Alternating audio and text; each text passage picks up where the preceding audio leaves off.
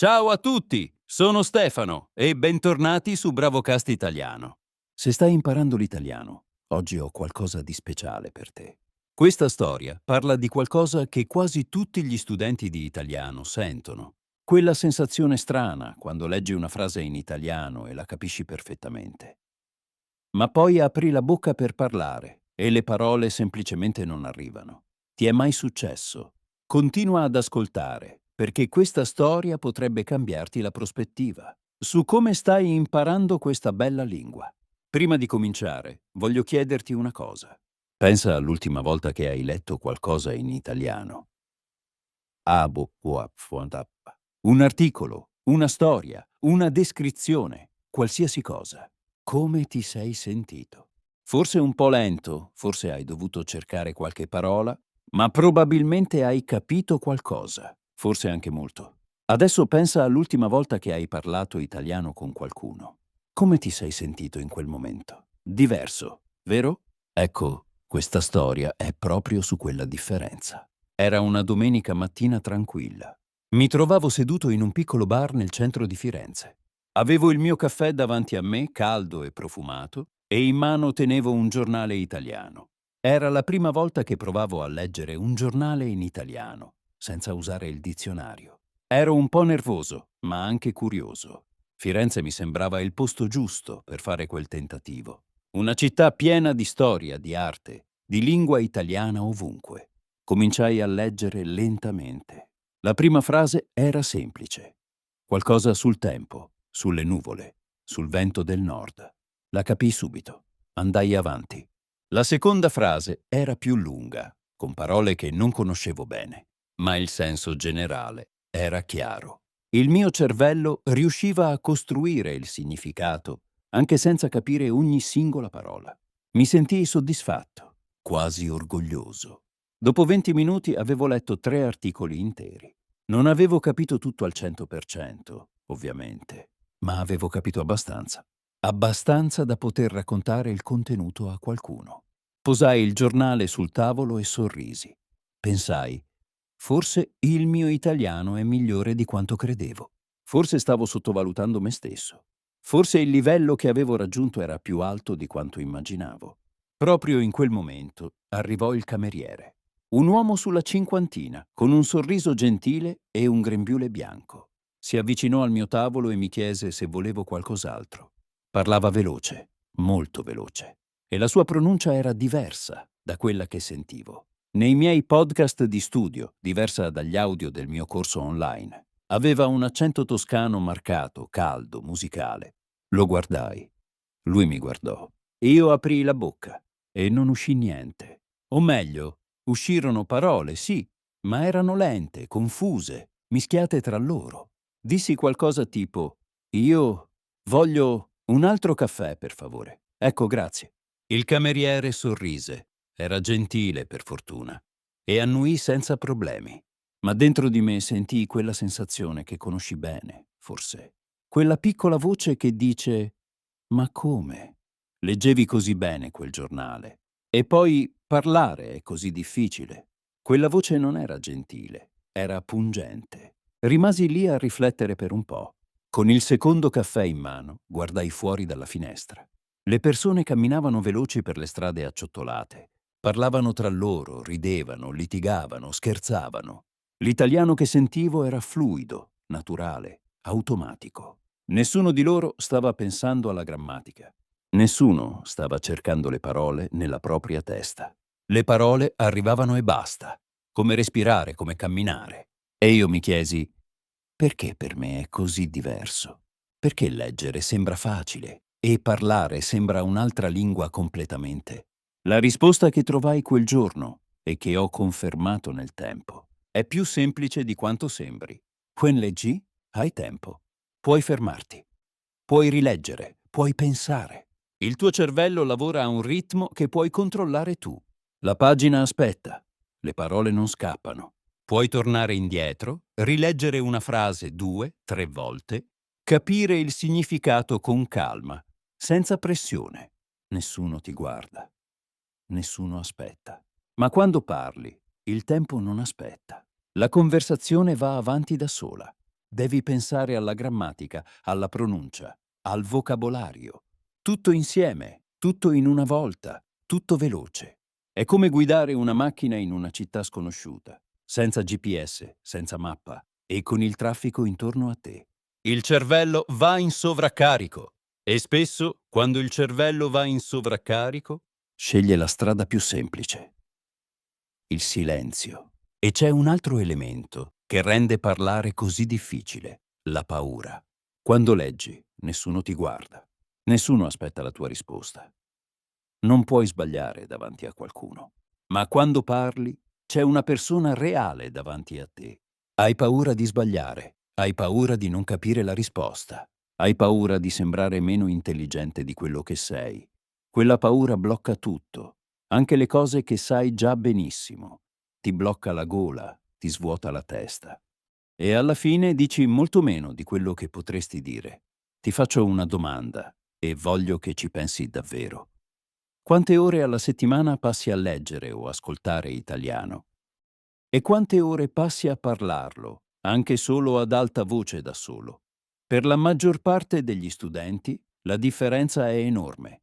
Mesi e mesi di lettura, di ascolto, di grammatica studiata e pochissimi minuti di pratica orale concreta.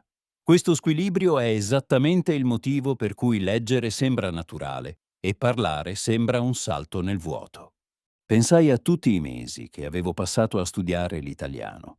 Avevo letto libri, articoli, storie come questa. Avevo guardato film e serie televisive in italiano con i sottotitoli. Avevo imparato centinaia di parole nuove. Conoscevo le regole della grammatica abbastanza bene. Forse anche meglio di quanto credevo, visto che riuscivo a leggere quel giornale. Ma quasi tutto quel tempo lo avevo passato leggendo, ascoltando, scrivendo. Pochissimo tempo l'avevo dedicato a parlare davvero. È come imparare a nuotare leggendo un libro sul nuoto. Puoi capire tutto teoricamente. La posizione del corpo, i movimenti delle braccia, il ritmo della respirazione, la tecnica dello stile libero. Puoi guardare ore e ore di video su YouTube di nuotatori professionisti.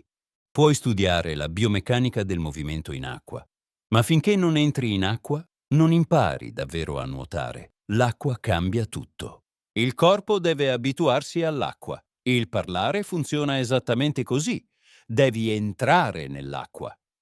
Devi aprirti alla possibilità di sbagliare. Quel cameriere fiorentino, con tutta la sua gentilezza, fu forse il mio miglior insegnante di quel viaggio. Non mi spiegò nessuna regola grammaticale, non mi corresse in modo formale o imbarazzante. Semplicemente aspettò, sorrise e mi lasciò spazio per esprimermi. E in quel momento capii che avevo bisogno di più momenti come quello, momenti in cui usare l'italiano nella vita vera, non solo studiarlo con calma a casa mia.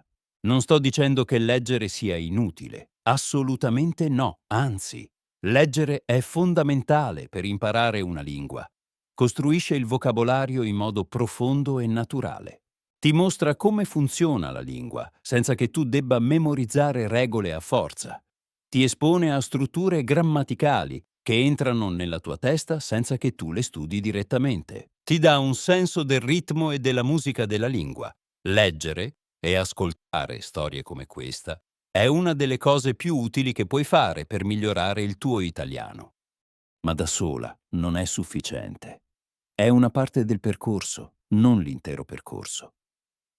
Dopo quel viaggio a Firenze, cambiai il mio approccio allo studio. Cominciai a parlare ad alta voce ogni giorno, anche quando ero solo a casa. Descrivevo quello che vedevo fuori dalla finestra. Raccontavo ad alta voce quello che avevo fatto durante il giorno. Spiegavo a me stesso, in italiano, cosa stavo cucinando per cena. Le frasi erano semplici. Spesso sbagliavo. Spesso mi fermavo a metà perché non trovavo la parola giusta. Ma continuavo. Ogni giorno. Cominciai anche a cercare occasioni per parlare con madrelingua italiani. Online, in app di scambio linguistico, in gruppi di conversazione. All'inizio era difficile, molto difficile. Mi sentivo lento, mi sentivo impacciato. Le mie frasi erano corte e semplici, mentre l'altra persona parlava veloce e in modo fluido. Ma ogni conversazione mi insegnava qualcosa che nessun libro poteva insegnarmi. Mi insegnava a gestire il silenzio, a chiedere di ripetere, a capire accenti diversi, a reagire in tempo reale. E pian piano qualcosa cambiò. Le parole cominciarono ad arrivare più in fretta. La mia voce suonava meno straniera a me stesso quando parlavo italiano. La paura di parlare con qualcuno diminuì. Non sparì completamente, ma divenne molto più piccola, molto più gestibile. Non perché diventai improvvisamente perfetto, ma perché diventai più a mio agio con l'imperfezione. Imparai a sbagliare senza sentirmi in imbarazzo. E quella fu la vera svolta. Perché questa è la verità che nessuno ti dice abbastanza. Imparare una lingua non significa arrivare alla perfezione. Nessuno parla la propria lingua madre in modo perfetto. Neanche gli italiani parlano italiano perfetto ogni giorno. Imparare una lingua significa imparare a comunicare, anche quando non sai tutto, anche quando le frasi non sono perfette, anche quando devi fermarti e pensare prima di rispondere. Ogni errore è una lezione concreta. Ogni conversazione è un passo avanti. Ogni parola detta ad alta voce vale più di 100 parole lette in silenzio. Qualche mese dopo tornai a Firenze. Entrai nello stesso bar, lo stesso tavolino vicino alla finestra, lo stesso odore di caffè e brioche. Stavolta quando il cameriere si avvicinò, ero pronto. Gli chiesi del tempo, del quartiere, della sua giornata. Gli dissi che ero già stato in quel bar mesi prima e che era stato un momento speciale per me. Lui si fermò un momento, sorpreso, e poi sorrise. Un sorriso più grande questa volta. Parlammo per qualche minuto, semplice, imperfetto, ma presente. When uscì dal bar, sorridevo. Non perché ero perfetto, ma perché ero lì, presente, in italiano. Se stai ascoltando questa storia, stai già facendo qualcosa di molto importante per il tuo italiano. Stai allenando il tuo orecchio a suoni, ritmi, parole naturali della lingua. Stai costruendo quella comprensione profonda che solo l'ascolto regolare può darti. Non sottovalutare mai questo lavoro, è prezioso. Ma ti chiedo anche di fare un passo in più. Prova a parlare, oggi, non domani, oggi, anche una frase sola, anche da solo nella tua stanza. Descrivi quello che vedi fuori dalla finestra in italiano. Parla del tempo che fa oggi. Racconta cosa hai mangiato a colazione o a pranzo. Spiega ad alta voce cosa stai facendo in questo momento. Non importa se è perfetto, non importa se fai errori. Importa che lo fai. Importa che la tua bocca, la tua lingua, la tua voce si abituino all'italiano. La bocca ha bisogno di allenamento, proprio come un muscolo. Un musicista non impara a suonare il pianoforte leggendo partiture. Un atleta non migliora guardando altri correre. E uno studente di italiano non impara a parlare leggendo soltanto. La voce vuole essere usata. Dagliene l'occasione.